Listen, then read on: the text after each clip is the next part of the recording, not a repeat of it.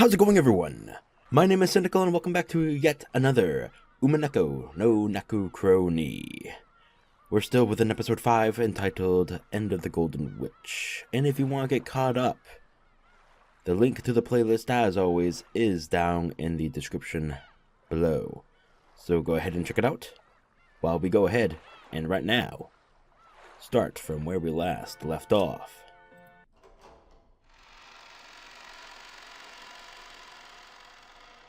Now, in my previous video, quite a few of you have told me that you love and hate Erika.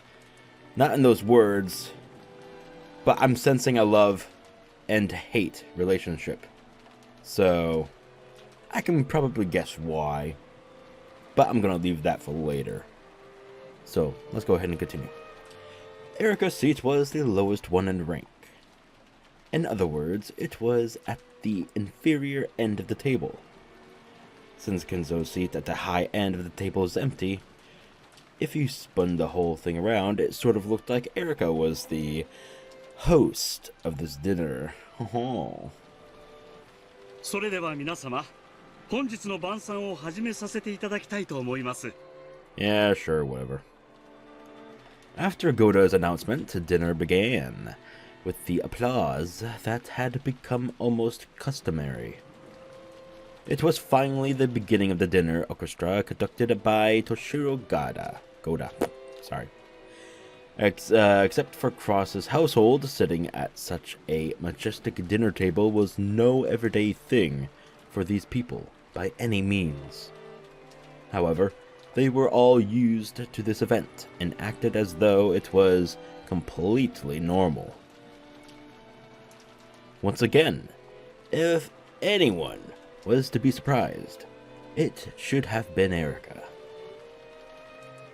And yet, she showed no signs of amazement at this dinner and acted with composure, blending in with everyone else.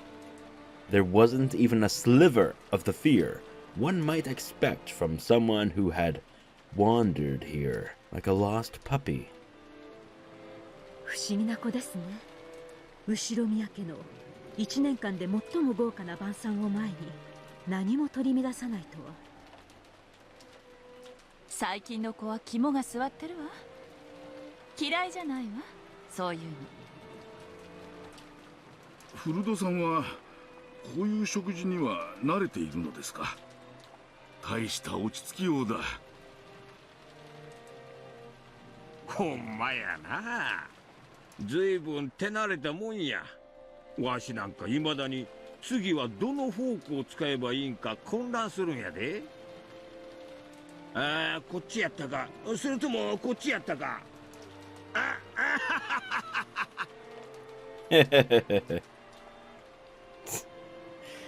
あWithout showing any confusion over the lying of utensils in front of her, Erika gracefully ate her hors d'oeuvres, or I don't know how you pronounce this shit, so that's the best I could do, I guess. Hideyoshi had started joking around with her, gripping a fork in each hand. Of course, the president of a company in the food service industry like Hideyoshi obviously knew his table manners.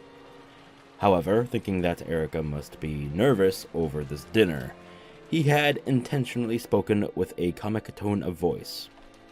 外側から順に使うだけですし、面倒だったらお箸を頼めばいいんです。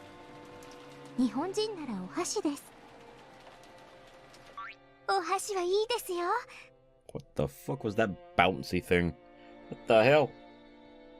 Why was there a bouncing sound effect? I don't like it. これ一膳あればどんな料理でも対処できます。 Huh. As soon as she began talking about chopsticks, her eyes started glittering. The smile she now showed for the first time was far different from the dignity she'd displayed before. More like something you'd expect from someone her age. カレーライスはさすがにスプーンでしょう。丼に盛ればいいんです。牛丼をスプーンで食べる人いますか？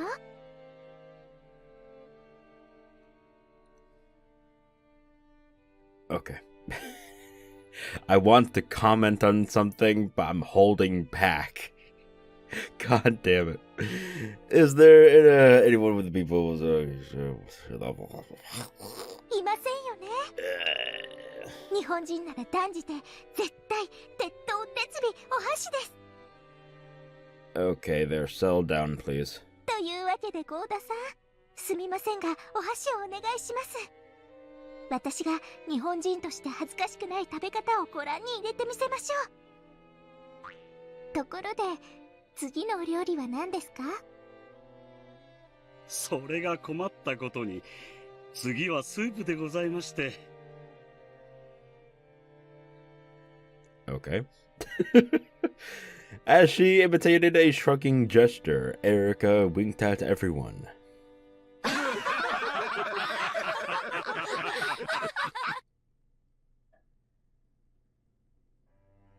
I'm uncomfortable.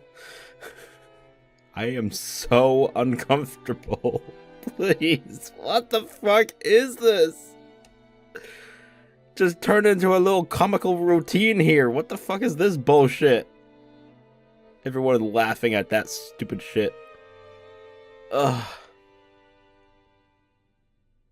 Whatever. Of course, no one was laughing at her. She obviously knew that soup came after whatever that is. I'm not going to try pronouncing it again. I know I failed the first time. And a full course meal. Furthermore, Erika had noticed both that she had been performing too perfectly and creating a sense of tension, and that Hideyoshi had tried to break the ice because he thought she was nervous. That's why she started acting, god damn it, there's a T in there! A little childish and lighthearted. Acting out the part of a guest enjoying a harmonious dinner. Pretty soon, not only Kyrie, but everyone else caught on.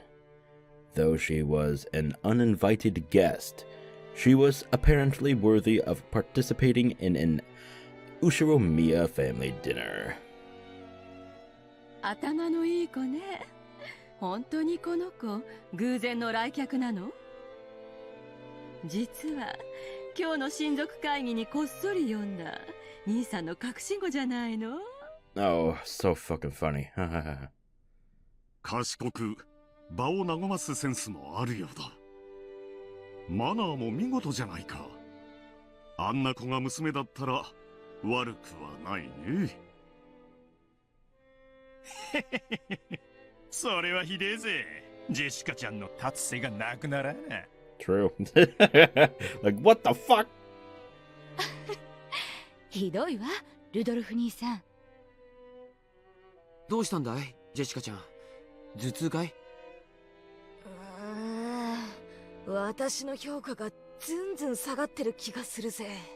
Yeah, it did. こりゃ本家の令状として負けられねえだろ。お前も日頃夏日おばさんに仕込まれてるテーブルマナーと貫禄で対抗してみろよ。見たいテーブルマナー見たい。ほら、はしゃぐのはマナー違反だよ。ささ、ジェシカちゃん、お手本を見せてあげて。もちろんだぜ。Jessica straightened up so much, it looked like someone had poked her back with a pole. Poke, poke. She had a good posture, but it somehow lacked elegance. She looked, well, kind of like a triangle ruler. She sat at attention with her gaze fixed straight ahead, trying to bring her food to her mouth despite this, and failed miserably. Dad, who was sitting next to her, suddenly realized that something was up.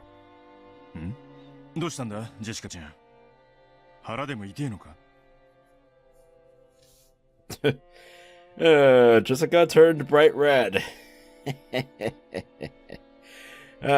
Sorry, I can't help myself. Wait, what the fuck? We laughed our heads off. Okay, I'm sick of this fucking shit. Can something serious happen, please? Get me out of this uncomfortable bullshit! Jessica protested, still bright red. Aunt Natsuhi scolded us for being too improper. Well, no matter how much we try to smooth it over, we are who we are. I'm gonna puke. We couldn't pretend any longer. Still, that laugh really did help us to relax. We were so concerned about the guest getting nervous, we'd gotten even more nervous ourselves. Our chatter from the center of this long table spread to both ends. And ultimately, the dinner went even more smoothly than usual.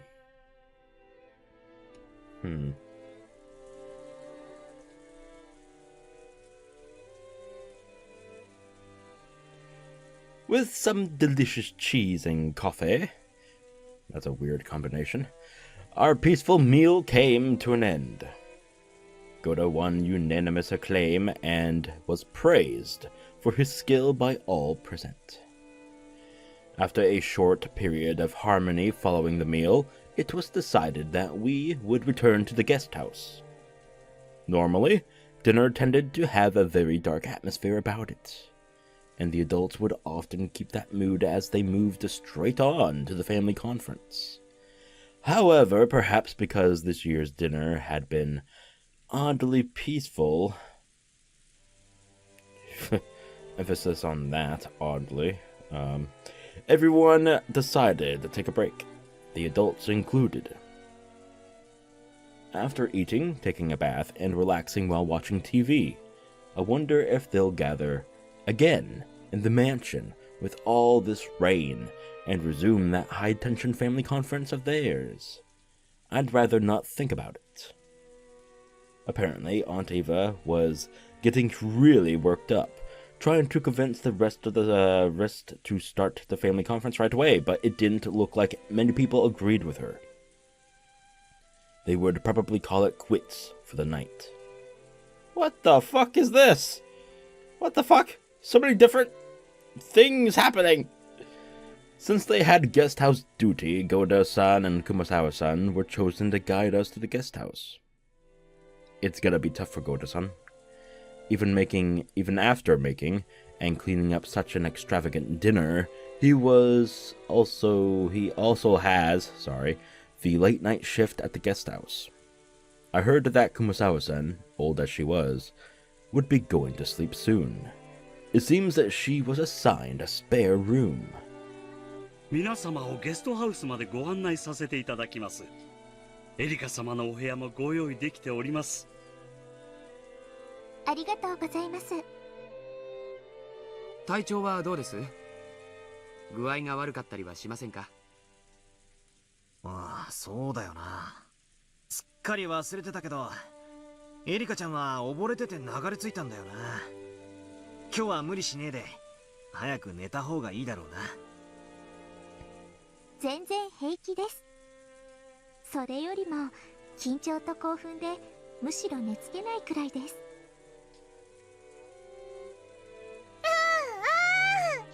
じゃあ遊ぼう。みんなで遊ぼう。トランプしよう。 Maria latched onto her, giggling. This lack of restraint peculiar to youth was very much like Maria. However, we really should be concerned for Erika's physical condition now. マリア、トランプは私たちと一緒に遊ぼう。エリカお姉ちゃんは疲れてるんだってさ。トランプも好きですよ。一息つきましたら、ぜひご一緒させてください。やった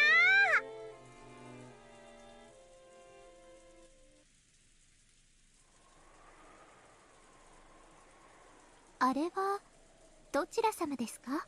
Ah, here we go, the portrait. Alright. As she passed through the lobby of the entrance hall, Erika stopped walking. When we saw what she was looking at, the rest of us also stopped. ああ、あちらは黄金の魔女、ベアトリーチェ様でございますよ。黄金の魔女。何やってんだガキども。さっさとゲストハウスへ引き上げるぞ。Dad, Kirie-san, and Aunt Eva, Uncle Hideyoshi, and Aunt Rosa all came over. The entire guest house party had gathered. However, Erika's gaze was captured by the portrait of the witch, and she simply stared at it for a while.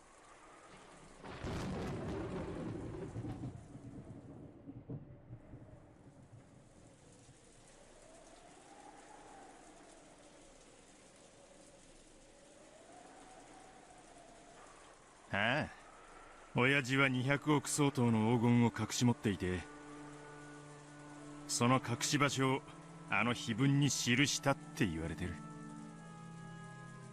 Perhaps it was too early for them all to disperse into their individual rooms, because the relatives, who had returned to the guest house all gathered on the first floor, continuing their chat. The topic was the witch's epitaph, which Erika had taken an interest in. 魅力的な謎ですね。誰にでも見られるところに堂々と張り出し、私たちの知恵に挑戦する。そういう挑戦、大好きです。ひゅー、エリカちゃんは案外ノリがいいな。謎解きとか好きなのか？面白そうじゃないですか。そういう挑戦。多分金蔵さんはあの碑文によって跡継ぎを選ぼうというつもりに違いありませんね。When she said that, the adults stopped moving and slowly turned to face Erika. どうしてそう思うの？ Here we go. Oh boy. Okay. Aunt Eva spoke with a coaxing voice. Though every now and then there had been whisperings among the relatives that whoever solved the epitaph's riddle might be given the family inheritance.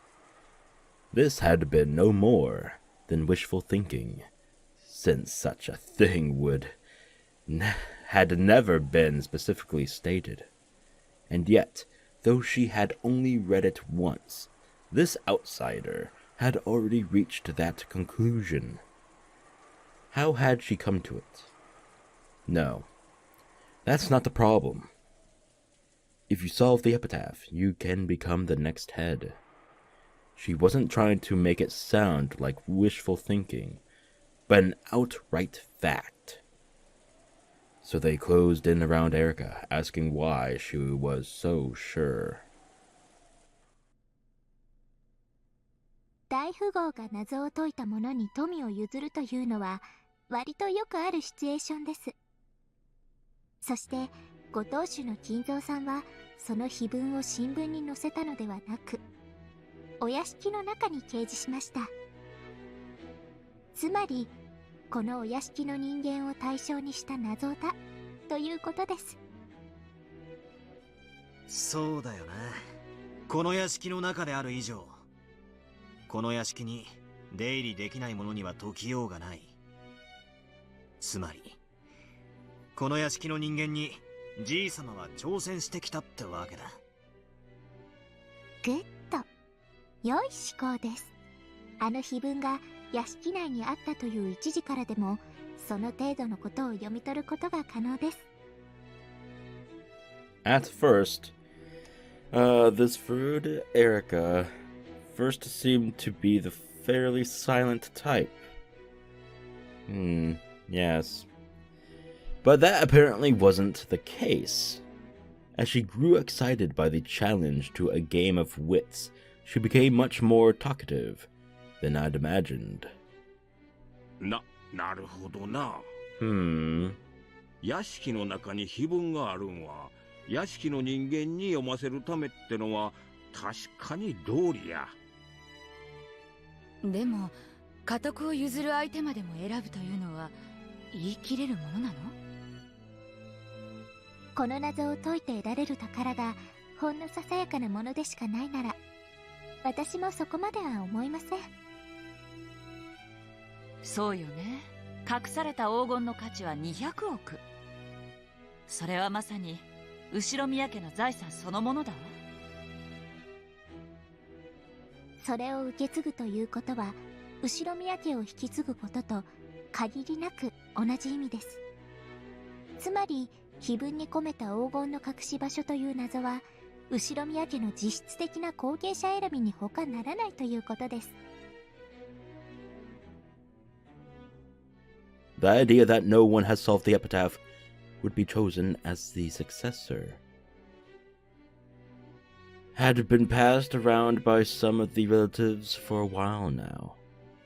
However, since it had never been specifically announced, it was nothing more than an optimistic dream.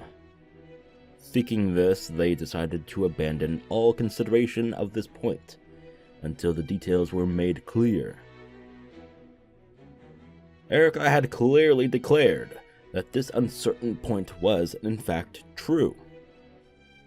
If one of the relatives had said it, people would have thought it to be merely an optimistic dream. However, when this was declared by a complete outsider, those words seemed even more credible. Everyone remained silent for a while, slowly considering what those words implied. ただ碑文がそこに存在するだけで、フルドエリカはこの程度の推理が可能です。いかがでしょうか、皆様方。横やりで申し訳ねえけどさ、一応はうちの父さんが次期当主なわけだぜ。隠し黄金を誰が見つける云々はともかくよ、見つけたら当主ってのはそういうことにはならねえんじゃねえかよ。Jessica thought the treasure hunting part of the epitaph was really fun. However, she couldn't help but let her expression grow bitter once they started talking about undermining her father's precision. 私の推理から演繹する限り、金蔵さんは次期当主のクラウスさんに円滑な当主継承を望んでいないと考えられます。どうしてだよ。莫大な財産を持つ後宮家の当主なら政治的な意味で様々な影響力を持つことになるでしょう。ならば本来その継承は厳格であり、一切の紛れが入るべきではありません。そうね。うちの人の好きな戦国武将の話でもよくあるわ。後継ぎ候補が複数いたりすると大抵お家騒動の火種になる。そやな。だからトラブルを未然に防ぐためにしっかりと後継者を指名しておくのが大切なんや。時には競合する後継者を粛清することさえあるんやで。Alright. The Sengoku commander Hideyoshi admired. Toyotomi Hideyoshi made his son-in-law oh my god, how am I going to pronounce this? Hidesuku, right? I don't know. Commit seppuku. But it was rumored that he might have done this to make Hideyori, who was his real son and born after Hidetsugu, his true heir. In other words, naming a successor was a way to make it generally known that a single, unique person would be acknowledged by everyone, and a way to remove any chance of another person becoming an opposing candidate. グッド、まさにその通りです。あのような碑文の存在はクラウスさんの次期当主の肩書きを危ぶませる意味しかありません。つまり金蔵さんがクラウスさんに当主を円満に継承させたいと願うなら、あのような危険なものをわざわざ人目にさらす理由がないわけです。そうね。チェス盤をひっくり返せば確かにそう言える。当主は継承するけれども200億の黄金は譲らない。解けた誰かに譲るというのはおかしな話だわ。Kinzo would pass on the title of the family head, but he would only give up the 20 billion yen in gold to the person who solved the epitaph. You really couldn't call this passing on the headship in the truest sense. そういうことです。以上の推理により、金蔵さんがクラウスさんを本当に後継者だと認めていたか怪しむことができるわけです。ただ碑文がそこに存在するだけで、古田エリカはこの程度の推理が可能です。いかがでしょうか、ジェシカさん。なんだよそれ。She's got kind of a smug look on her face right now. Little by little, she's creeping towards how she was when we initially saw her earlier in the episode. 何が推理だ。 She's changing bit by bit. デタラメだ。こじつけだ。 Jessica let her emotions lay bare and glared at Erika. Erika, on the other hand, looked exceedingly calm, with an expression that said, "Well, that's just the truth, right?" I see. It looks like table manners aren't the only way this girl is fitting for the Ushiromiya family. It seems she really does match the family, even when it'd be better if she didn't. Weird. まあまあ、落ち着けよジェシカ。エリカもそれくらいにしろって。まあその後継者云々の話は置いといてもやな。いずれにせよお父さんからのビッグクエスチョンやというのは間違いないやろな。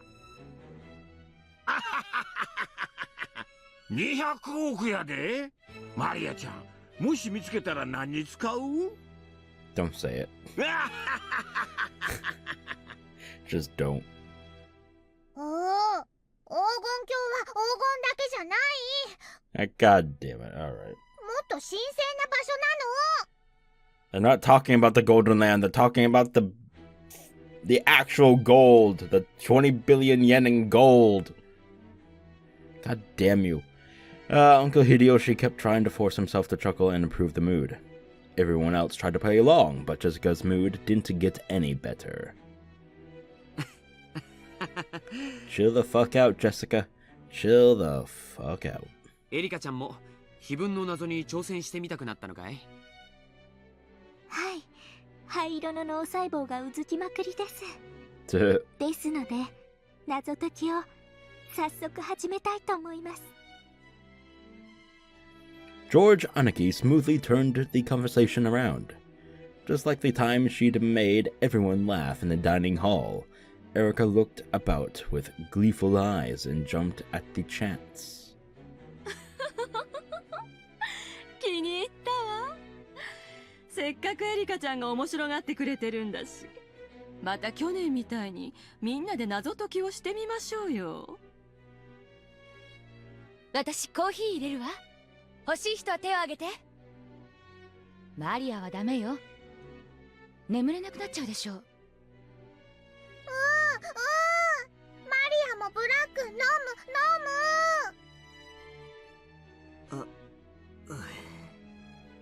ワクワクしません？こういう謎、私は大好きです。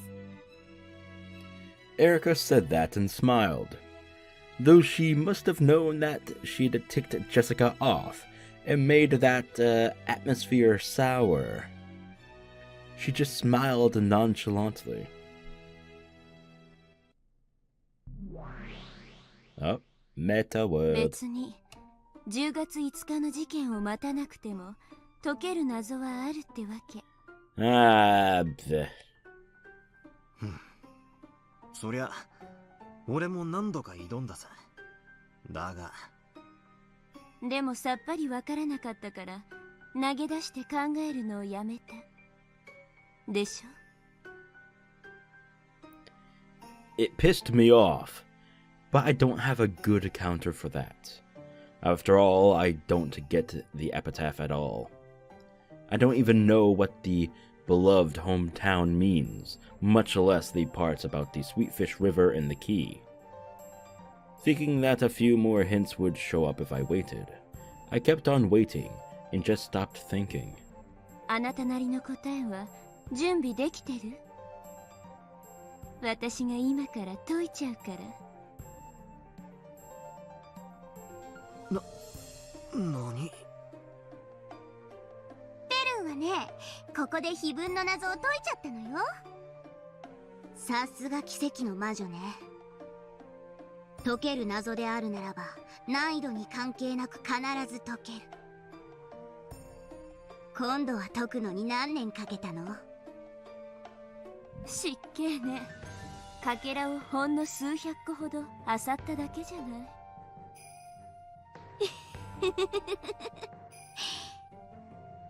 やっぱり恐ろしいわ、あんたは。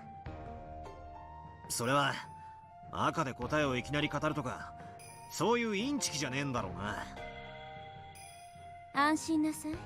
あなたと同じプレイヤーとしてのルールにのっとってよ。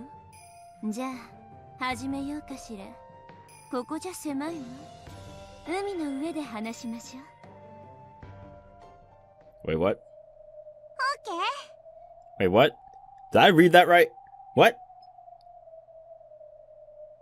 Talk over the sea? Oh god, don't do... No. Don't do this. Don't do this. 酔わないでね、バトラー。No, we're gonna get crazy all the day. Oh no. 海って何の話だ？ Oh shit, here we go. God damn it. The thought the whole world had turned pitch black, and the next moment, I was struck by a strange floating sensation. This must be what it feels like to suddenly have the floor drop from under you, sending you into a bottomless pit. Oh god. No. Ah! Okay. I've seen enough of this in Higurashi. I don't need to see it here too. God damn it. When I looked, I saw that the two witches and I had been thrown into a pitch-black universe. In this space, every direction was covered in an endless darkness, and it felt like a limitless expanse filled with countless glittering objects. Well, shit. Some people might have likened it to the depths of an ocean, where innumerable sparkling fragments drifted. Okay.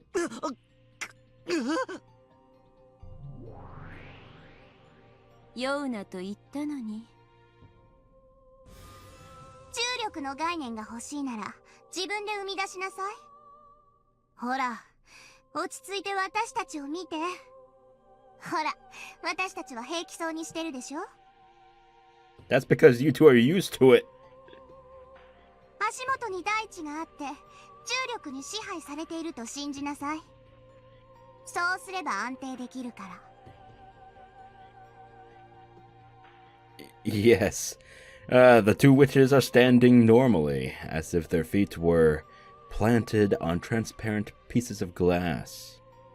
I'm the only one floating about like someone in a rapidly plummeting elevator. When I saw that they were doing just fine, I started calming down, figuring that there was no need to be scared.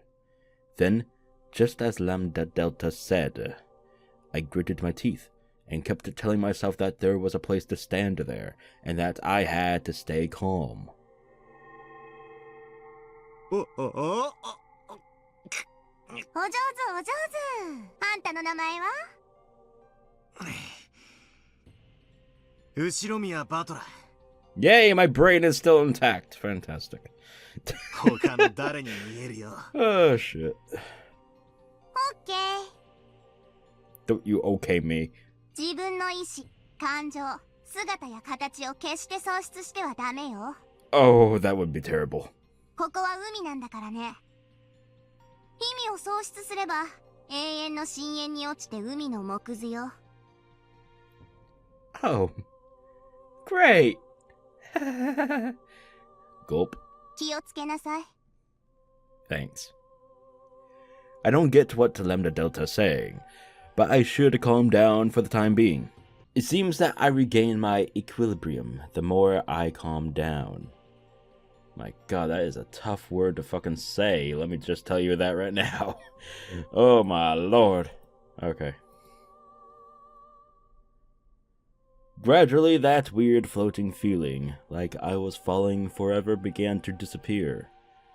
It still felt strange, like trying to stand up straight at the bottom of a deep pool, but it was much better than before. Hmm.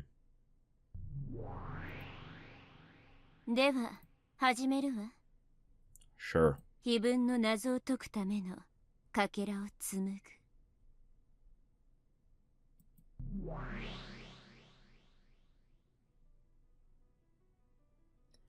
Bernkastel opened both of her hands.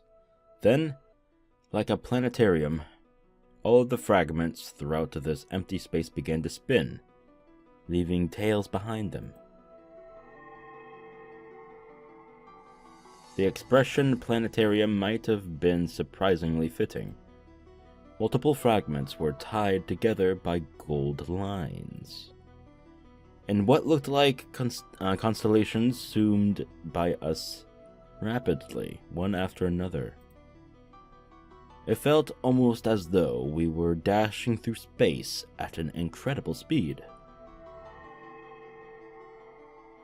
Then, with tails of light drifting behind them, several brightly glowing fragments swirled around Bernkastel. It looked almost like she'd created her own solar system, with her as the sun. That solar system surrounding Bernkastel grew to a radius large enough to swallow us up. And every once in a while, one of those satellite fragments zoomed right past me. Oh shit, oh shit! Oh shit! What the fuck? When those fragments passed by me, it felt as though some kind of memory welled up inside me. So I sensed it. These fragments were probably like a crystallization of memories. 記憶じゃないわ。世界のかけらよ。まあ、あんたには記憶のように感じられるだろうけどね。では始めるわ。まずはこのかけらから。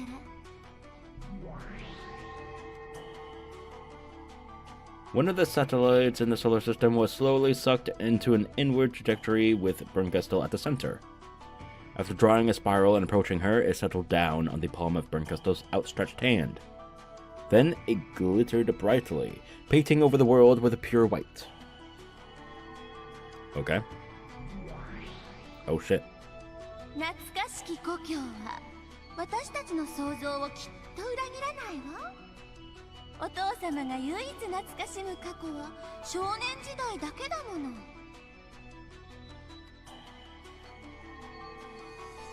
覚えてるぜ。これは第3のゲームでエヴァおばさんが碑文の謎を解く直前にしていた自分の中の魔女とやらとの考察だ。Right. そうよ。そしてこの考察から彼女は正解を紡ぎ出した。つまり正解へ至る重要なヒントを示すかけらということ。つまりこの推理は間違っていないということなのよ。つまり懐かしき故郷とやらば何かの比喩でも何でもなく、そのままじいさまが少年時代を過ごした故郷と読み取っていいということなのか。そういうこと。そして少なくともそれは小田原ではないわ。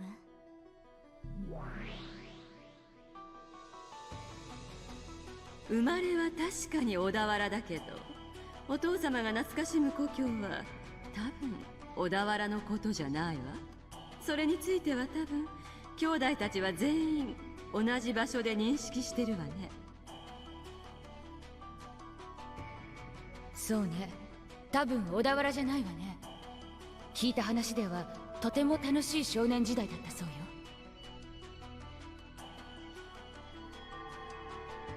そうだな。エヴァおばさんたち兄弟は小田原であることを否定していた。いや、それどころかみんなはじい様の故郷がどこか察しているようだった。そう。そして意地悪なことに、それがどこなのかはどのかけらでも語っていない。そりゃそうでしょう。それを教えてあげちゃったらヒントが過ぎちゃうわ。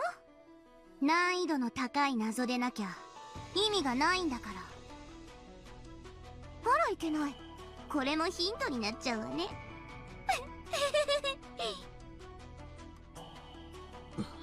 一体じい様の故郷というのはどこだったんだ。それがわからなくちゃ始まらない。始まらないから思考を停止したわけ？住み得た場所である以上、それは有限の範囲内だわ。まあ、ここが一番辛いところなんだけれど。お前は確か解ける謎である限り絶対に解ける魔女だったな。つまりお前はその有限の範囲内、つまり地球上の全てからじい様の住んでそうな土地を全て想定して考えたのか。そうしてもいいけれど、それじゃあ時間がいくらあっても足りないわ。だからさらにヒントを加味して答えを絞る必要があった。自分で言ったじゃない。水の流れる川かどうかわからないって。あゆという言葉がそんなにもややこしいなら忘れてしまえば。川で考えるの。川で。家系図という連想は悪くないわ。その要領で川から連想するものを他にも考えてみて。故郷を貫くアユの川。しかしその川は本当の意味での川ではない。エヴァは川から連想できる他のものを考えたわ。そうだな。しかし川じゃないならアユって何なんだ。考えなさい。故郷を貫く川。でも水の流れる川じゃないわ。川のようにも例えられるもの。懐かしき故郷を貫くアユの川。エヴァは故郷がどこか分かってたからアユというヒントを切り捨てて考えたけど、故郷を知らない私たちにはヒントになりうるかもしれないわ。アユの川に悩みすぎたわ。アユなんて大した意味ないじゃない。そんなことないわよ。立派なヒントだったじゃない。まあ確かにアユである必要はなかったかもね。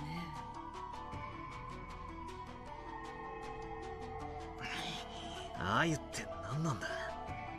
川が言葉通りの川でない以上、アユだってもちろん泳ぐ魚を意味したりはしないはずだ。そうね。その上ローザに至ってはアユに大した意味はないとまで言い捨ててるわ。I have something in my head right now. I'm just not voicing it out because I believe I'm 90% utterly wrong. So I'm just not. I'm just trying to gather every hint that they're offering right now and thinking to myself what it could be. その一方でエヴァはアユである必要はないが立派なヒントだったとも言っている。つまりアユは何かを想起させる鍵だということ。その何かが他の単語であっても想起できるなら、エヴァの言うアユである必要はないがという言葉につながってくる。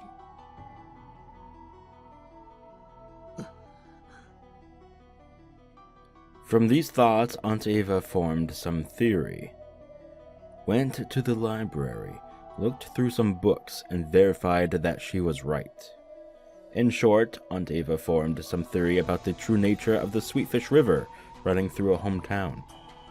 Then she opened a certain book to determine whether that theory was correct or not.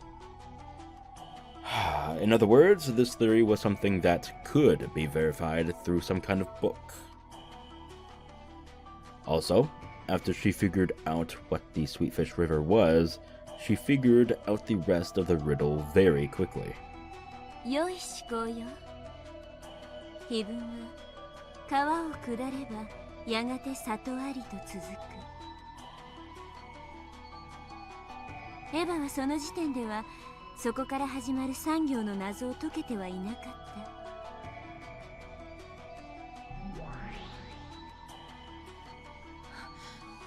里って何？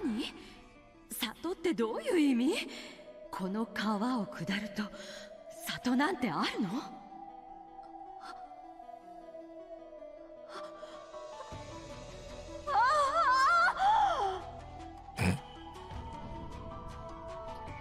？Right before my eyes, the pieces that I hadn't been able to understand at all began to snap. There we go. God damn it. Oh, more snaps, alright. Maybe in my other hand. There we go. Alright. I'm done, I'm sorry. Into place all by themselves. I couldn't even remember to close my open mouth. My throat grew completely dry. Is it really okay for this to be the answer? Really?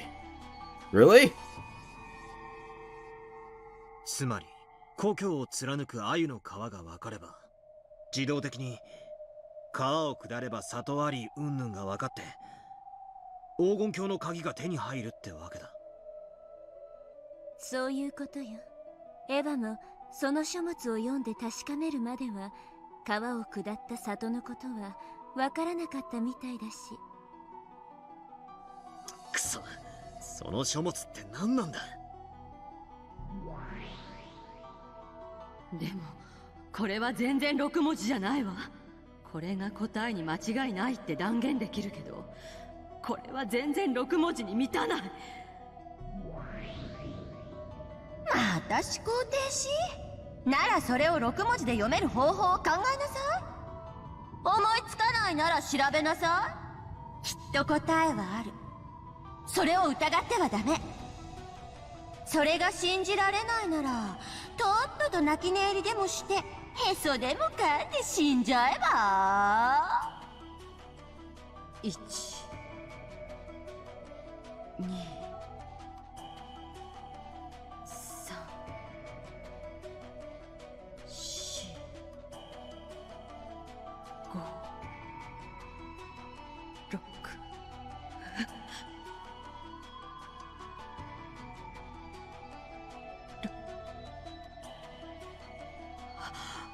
6文字。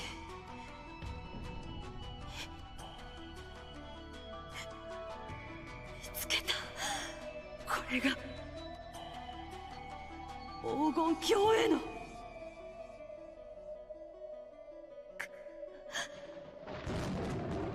鍵。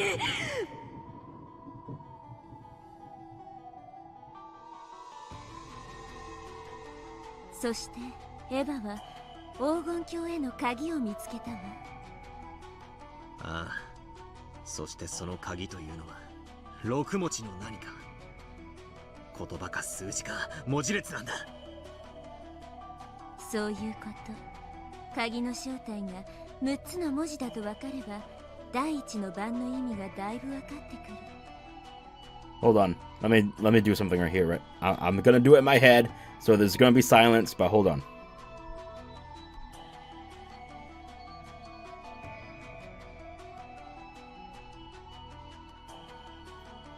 No, that's not 6 characters.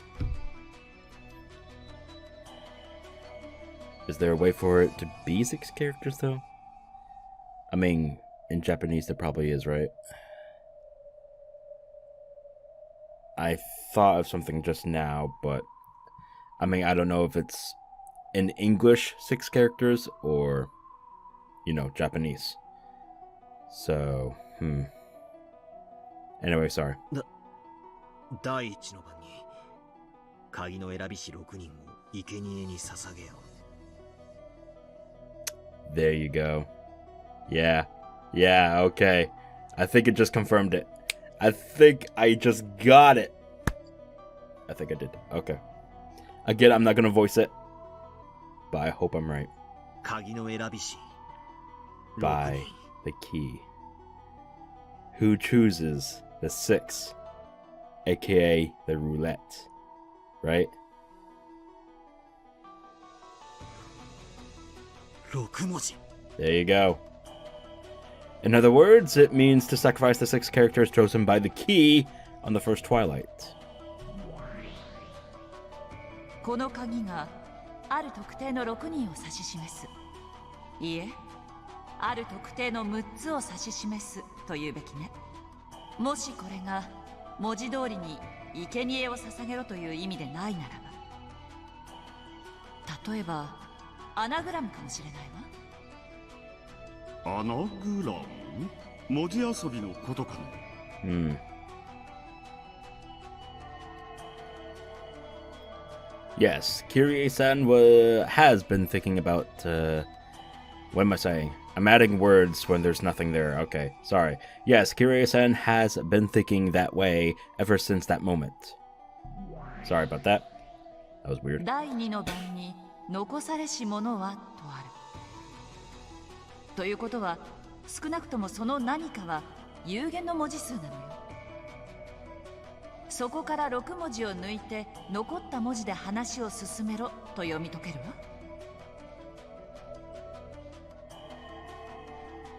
つまり第一の番に6文字以上の文字列から鍵である6文字を殺し、残った文字でどうにかしろという意味なんだ。 Oh shit. そういうこと。 Damn. Oh my god, that riddle, fucking Christ. ただ当時の切り絵も言ってる。 I want to know if all of you have gotten it as well throughout this whole thing in this one video here. Or when exactly have you figured it out? I want to know this. Please let me know down in the comments below. Obviously, don't give the answer out to anyone if they're new watching, because they're going to go down to the comments. I don't want any spoilers of whatnot. Just let me know when you figured it out, okay? Just the when, not the how or the what and the whatnot.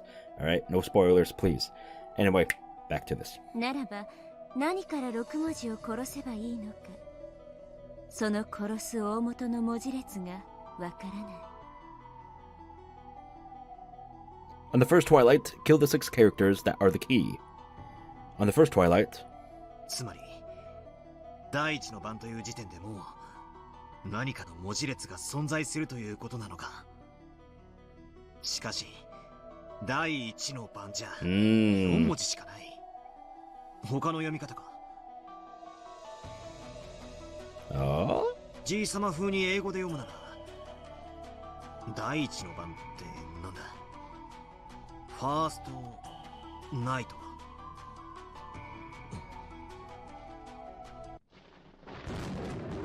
Oh, we're back here.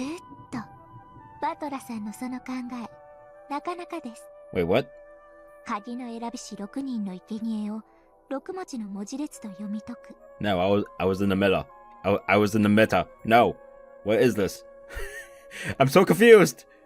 柔軟な発想だと思います。 No! Fuck. Son of a bitch. 鍵が鍵の形状をしたものとは限りませんから。アナグラムの可能性は私も考えてたの。そういや、以前そんなことを言ってたな。しかしだとしたら何から6文字を抜くんだ？そうね、6文字も抜く以上、それ以上の文字数だわ。第1の番を6文字以上にどう読み解けばいいのかしら。お父様のセンスならやっぱり英語なのかしら。行き詰まるようなら先に第2の番に進みヒントを探してみましょう。残されし者は Oh, 寄 damn. り添う2人を引き裂け。残されし者は6文字を抜いた後に残った文字だと考えてよいでしょう。となると、寄り添う2文字とはどういう意味になるんだろうね。そうか。わかったぜ。つまりはこういうことだ。For example, let's take the following list of 9 characters, 1 through 9. And then let's say that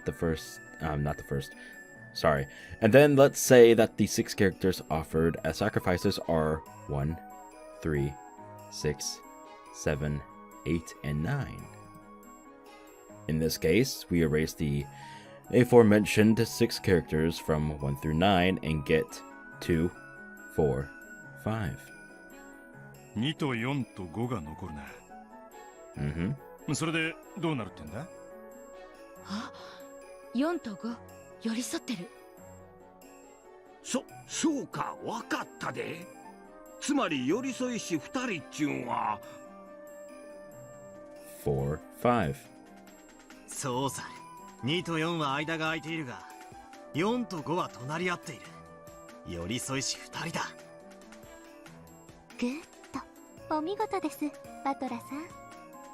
引き裂くという意味が4と5も潰せという意味なのか、4と5の間を開けと言っているのかは分かりかねますが、その着眼は良いと思います。なら第3の番の残されし者は誉れ高き我が名を称えよってのは何だと思う？文字遊びである可能性が高い以上、それもまた言葉遊びの可能性があります。残された文字は誉れ高き我が名を称えよ。難しいね。どういう意味だろう。どなたかわかる方は？私は多分わかっちゃいました。何？教えなさいよ。No。これもアナグラムか。またしてもグッド。バトラさんはなかなか発想が柔軟です。アナグラムって文字遊びって意味だよね。ということは、つまり残った文字を入れ替えると何かの単語ができるという意味じゃないかしら。だな。とすると、ちょいと勇み足な仮説だが、俺は第一の番に間引く大元の文字数は11文字じゃないかと想定する。またしてもお見事。私も同じ見解でした。どうしてよ。どうして11文字なんて言えるんや。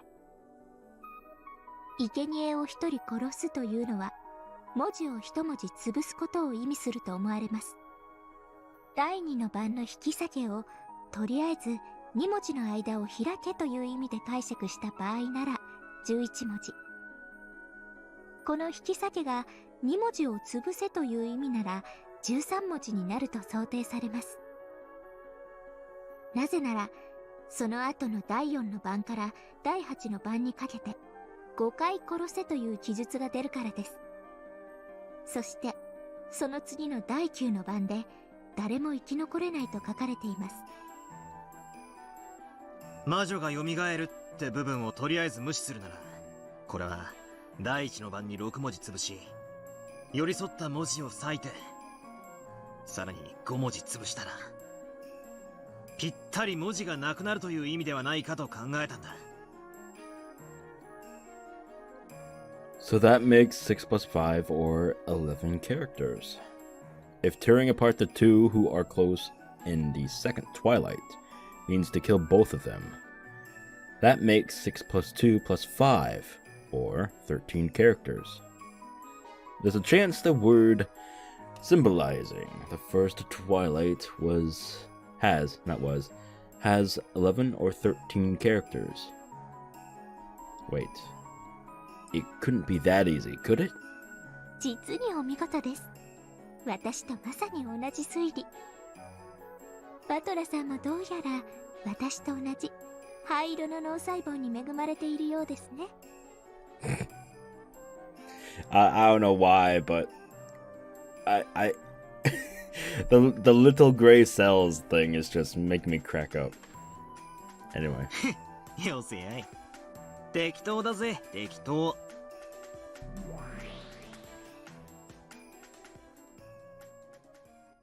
What just happened?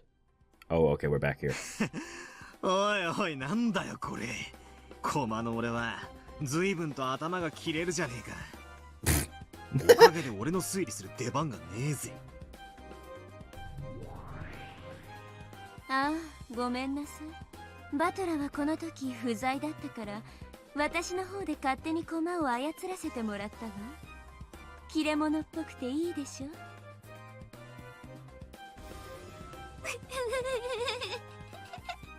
はは。あんたはベルにプレイヤーをしてもらった方が賢そうに見えるわ。You know, the both of you can go fuck yourselves! Oh shit. プ Alright. レイヤーは降りて駒に専念した方がよくない？ I joined in on this game partway through. Well, after the first murders occurred on October 5th. That means the piece called Me was controlled by the player, Bernkastel. So I guess that means it's possible for Bernkastel's reasoning to be announced through my mouth. The game I'm watching now is nothing more than a replay of a part that's already ended.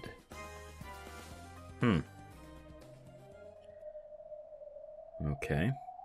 However, that's probably good enough for now. After all, this Bernkastel Sama's... Oh my god, why all of a sudden is there a Sama there? No! Fuck. Anyway, going out of her way to solve the epitaph for me. I'll watch closely for now. And I'll try to find out what it means. Lambdadelta's let it slip herself just a second ago. そりゃそうでしょ。それを教えてあげちゃったらヒントが過ぎちゃうわ。難易度の高い謎でなきゃ意味がないんだから。あらいけない。これもヒントになっちゃうわね。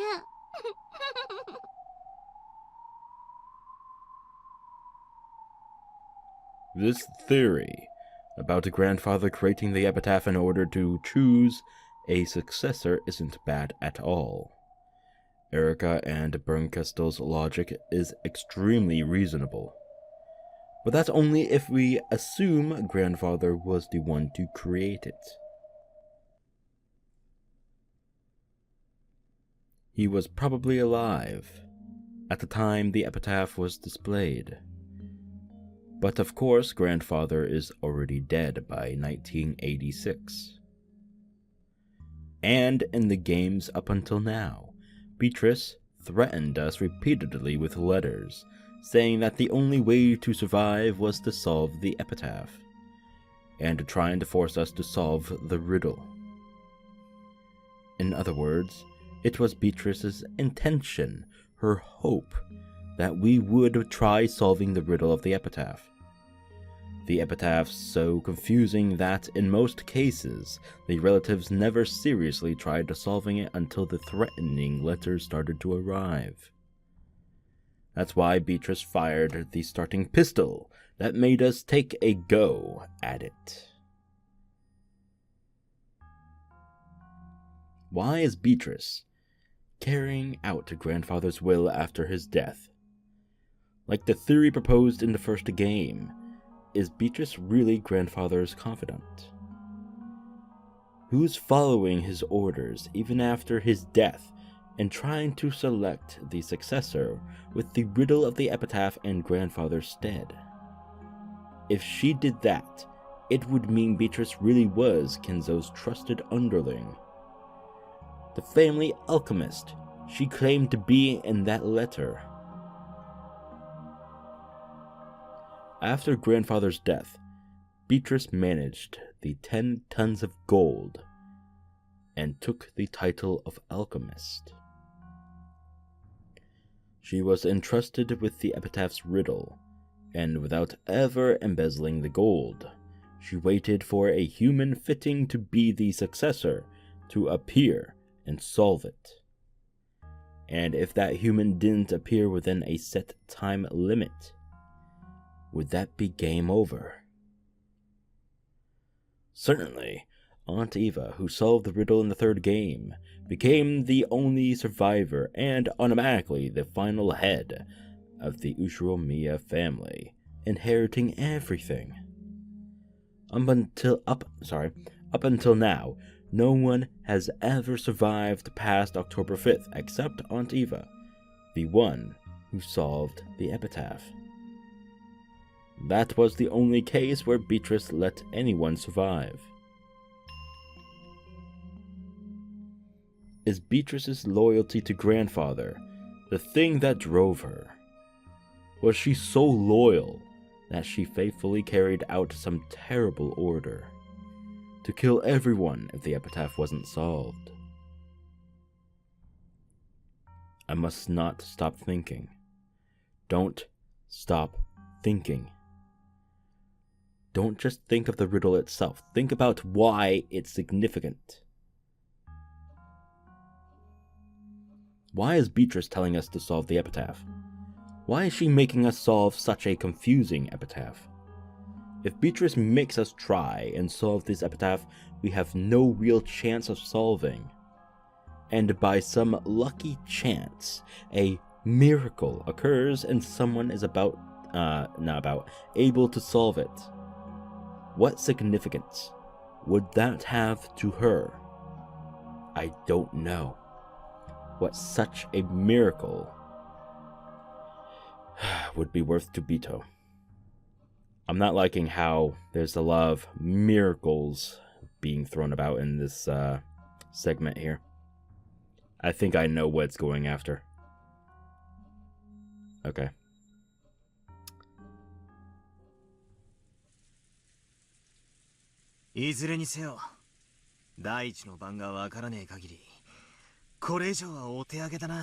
Hmm. We tried looking at it from several different angles, but in the end we got stuck there and made no further advances.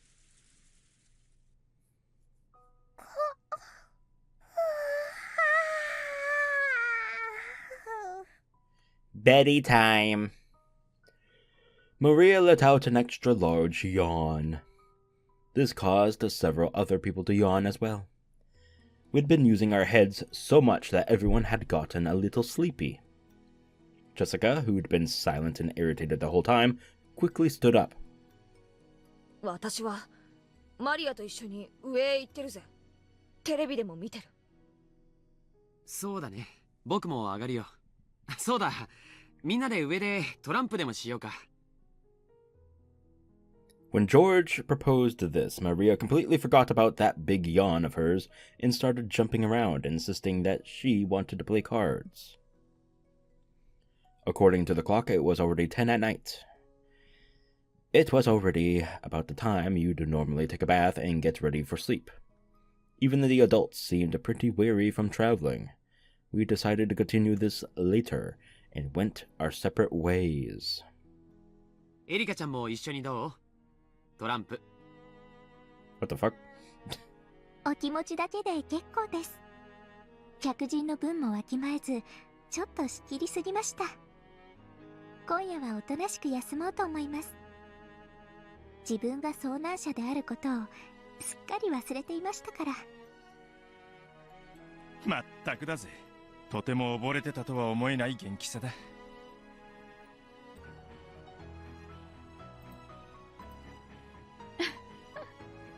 若さね。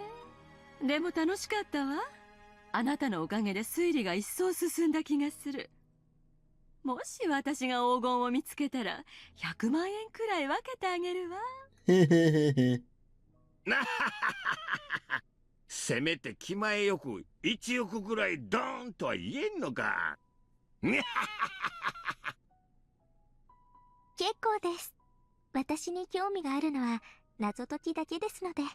それではこれで失礼します。おやすみなさい。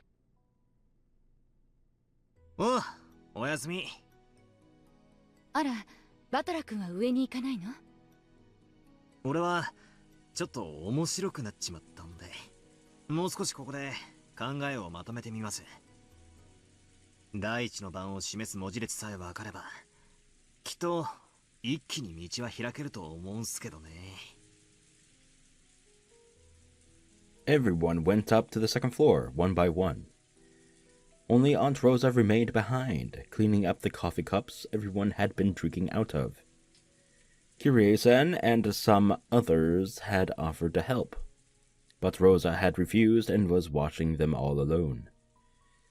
Since I'd just been treated to such delicious coffee, I decided to help too. I wasn't just doing it because I felt obligated. I wanted to keep discussing the epitaph with someone. 第一の番、第一の番。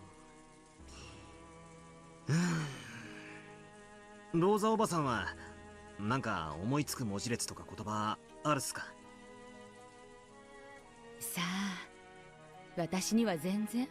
でも第一の番じゃなくて第10の番はちょっと気になったかしら。第10の番？何ですか？うん。黄金鏡って単語何度も出てくるでしょ？ Once and for the last time. Oh yeah, it does say that. Huh. 出てきますね。なぜか第10の番だけ旅は終わり黄金の今日、いえ里ね、黄金の里へ至るだろうって書かれているの。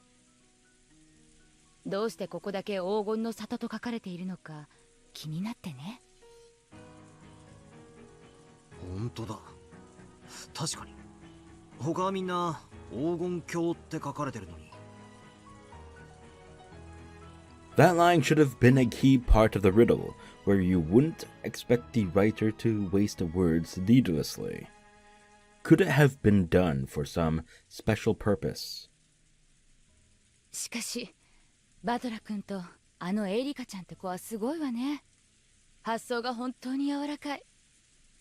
私なんかはもうおばさんだから頭が全然回転しないのよ。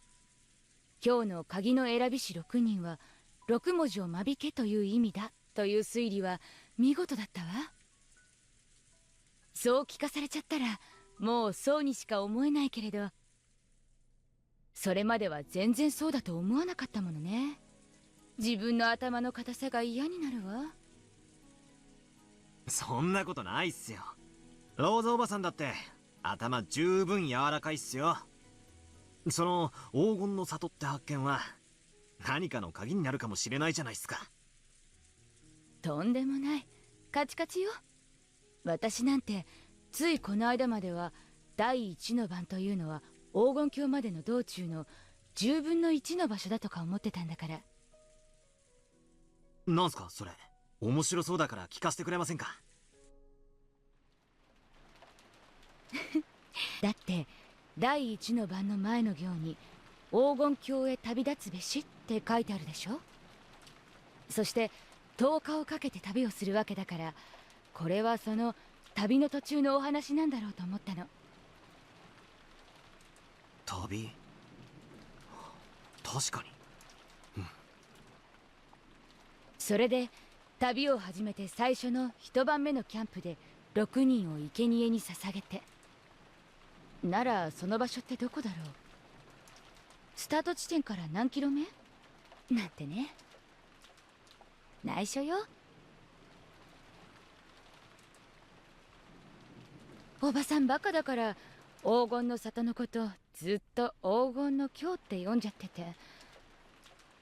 ほら京って言うと京都みたいでしょ。だからお父様の故郷から京都までの旅路の最初の10分の1の地点に何か秘密が隠されてるんじゃないかって思って。いや、めちゃくちゃ斬新っすよ、その発想。10日をかけての旅の最初の1番目の場所。そこの地名が鍵か。それを知るにはスタート地点とゴール地点がわからないとね。スタート地点は分かってるの。お父様が懐かしむ故郷は分かってる。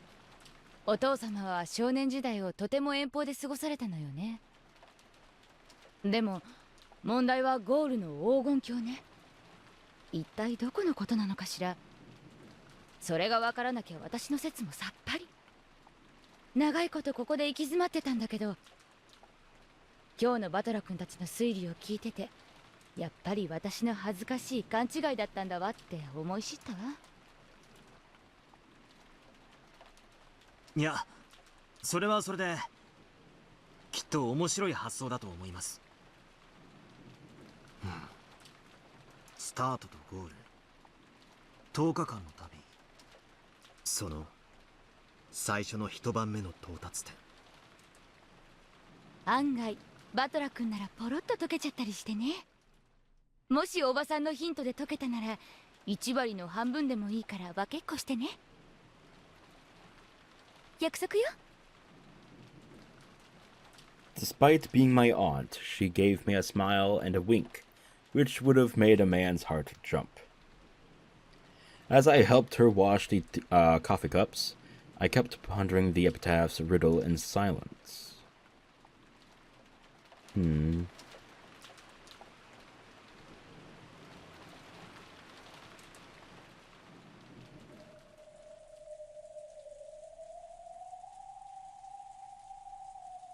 Huh. After I finished helping Aunt Rosa, I passed through the corridor on my way to the bathroom, and saw Erika unlocking the door to a room on my path. あんたの部屋は2階じゃなかったか？てっきり上に上がってもう部屋で休んでるのかと思ってたぜ。ちょっと探し物をしてまして、ここにならあるのではないかと思いまして。探し物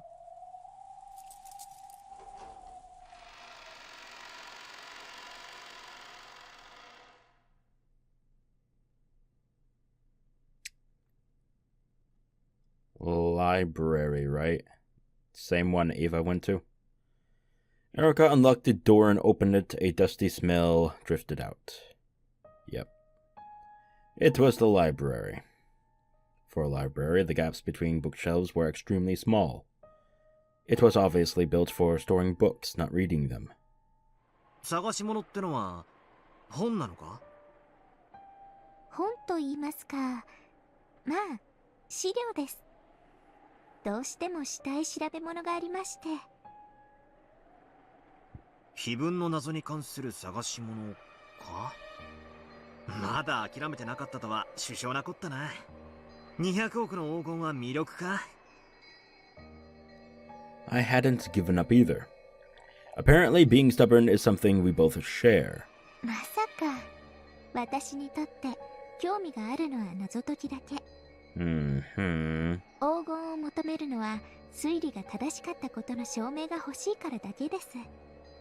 仮に見つけても猫ババなんてしませんのでご安心を。She immediately cast my comment aside, saying that she just liked solving riddles and had no interest at all in the gold. I thought she was pretty weird from the start, and it looks like that impression was spot on.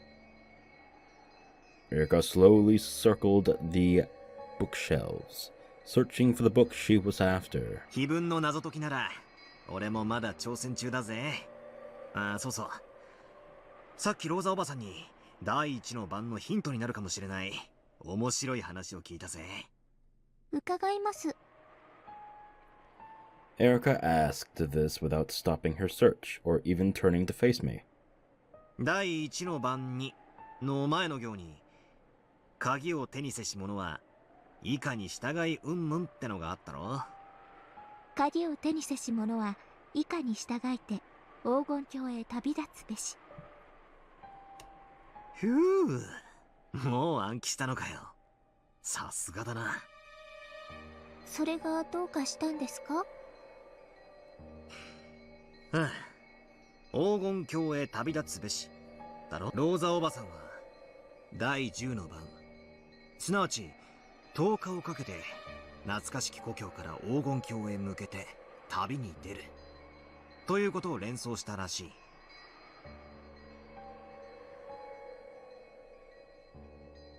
実はそれは私も気づいてました。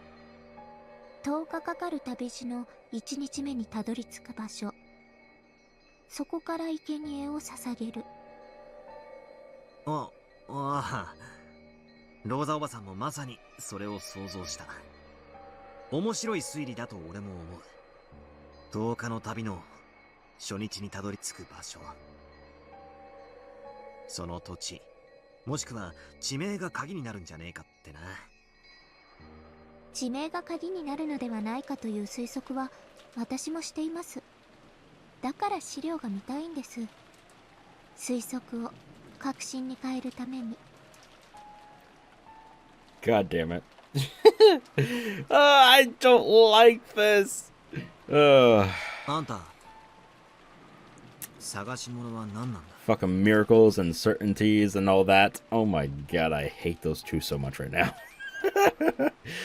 God damn it. Then Erika's hand suddenly stopped, and she slowly pulled it out. As she dusted it off, she finally looked at me and spoke. 地図帳です。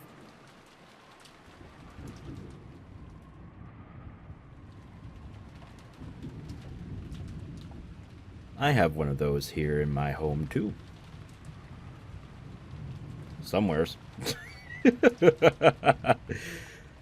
Lost under all the other shit in this place. Alright. Well, well, well. Wasn't that an interesting chapter, hmm? Ooh. Alright. Oh.